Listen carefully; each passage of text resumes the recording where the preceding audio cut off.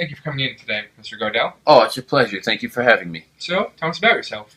My name's David Gardell. I'm from Weston, Connecticut. I'm currently enrolled in the Fox School of Business at Temple University. I'm a freshman studying accounting. My interest is in sports. In high school, I participated in my high school ski team. As a senior, I was a captain of the ski team. Since 6 years old, I've always been skiing. I raced in Vermont for all my life, and it's a big passion of mine. I would love to get involved in the sports industry, and we'll see where we go from there. I would describe myself as loyal, hardworking, dedicated, and innovative. I also believe strongly in volunteer work. I've been to Guatemala with a foundation called the Open Wide Foundation to help help this poverty-stricken country, and through dentistry.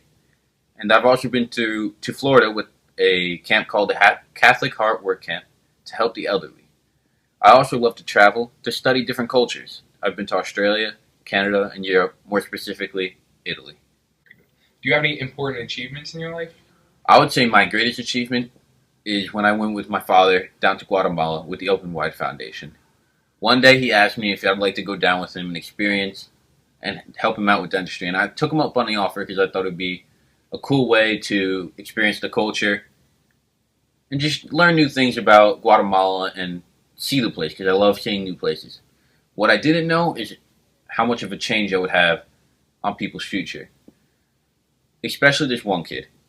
When he came into the office, he had a big frown on his face, and he never smiled a day in his life. He always kept his mouth closed, and what his problem was, he was afraid of his teeth. He did not like the way they looked, and he had a lot of problems with them, but he would never talk to anybody. He rarely had no friends because he would always isolate himself in the corner. Me and my father looked at him, and we saw that this kid was not happy with himself. And what we did, we took patience, and we took a lot of time, and we fixed him up. And I remember very clearly that when he left, he had the biggest smile on his face I've ever seen in my life. So he went from a kid who came in crying to a kid leaving with a smile.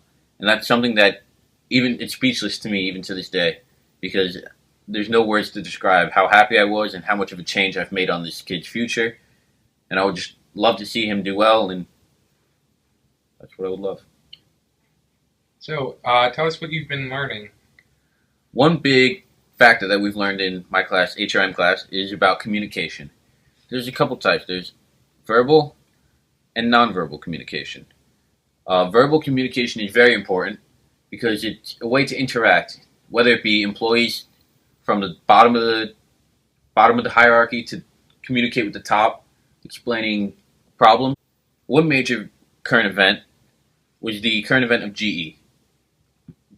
Top management did not know that there was a problem with the car, and bottom management did not communicate with top management that there was a problem with the car. So there was a problem with this car, then it ended up causing a lot of problems, but GE's top management never actually knew about what was wrong with the car. So communication is very important. And there's different times and different ways to communicate. There's either through text message, emails, face-to-face, and each different situation calls for a different kind of communication. If you have news to tell someone, some bad news or something that's very important, it is especially important to use verbal communication. It's the best way to get across something to someone because you can express your emotions and explain everything to the person. Text and email, it's a way to communicate quickly with someone, something that's not too important, and you just need to pass on some news or something. Text and email are a very good way to also communicate. Then there's also nonverbal communication. It's looking at gestures, expressions, vocal intonations, pitch, and volume. At first hand, when I went to Guatemala, this was a very hard thing to pick up, nonverbal communication. Me and my father, we knew nothing about the language, and we went in expecting that our translator would help us. But the problem was she was also a dentist, so she had her own patients.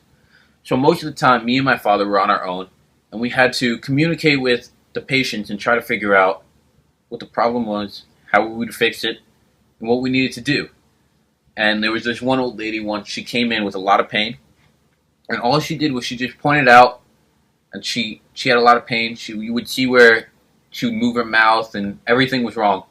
And then it ended up that we figured out that she needed a root canal, and we went through with the process. And in the end, she left very happy because she was able to, even though not through words, she was able to communicate with us, and we were able to understand her and help her in the future. Another important thing that we do in class is study the Wall Street Journal. It's important to stay updated on current events. This way, you know what's happening in the world. You can keep up with what you're doing. In an article that I read named "The Power of Nonverbal Communication," Dr. Pentland takes a qualitative approach studying nonverbal cues. Based on data from a device he calls a sociometer, a wearable, badge-like contraption that can consciously measure various nonverbal aspects of people's interactions. What he does is he tells you about the activity and important relationships with other people. With the Wall Street Journal, you learn about a lot of current events. I learned about the GE event, which I talked about previous, through the Wall Street Journal. And it's a very good way to study vocabulary, keep up on current events, and it's an important part of the class. So overall, my accomplishment directly relates to what I learned in class about nonverbal communication. I want to thank you very much for having me here today, for being able for me to share my story with you. I'll be stoked in the future if you give me a call about this job opportunity. It would be an honor to work for you, and I just believe that from what I've done, I can help you guys out, and you guys can help me out, and we can work together for a successful future. Thank you.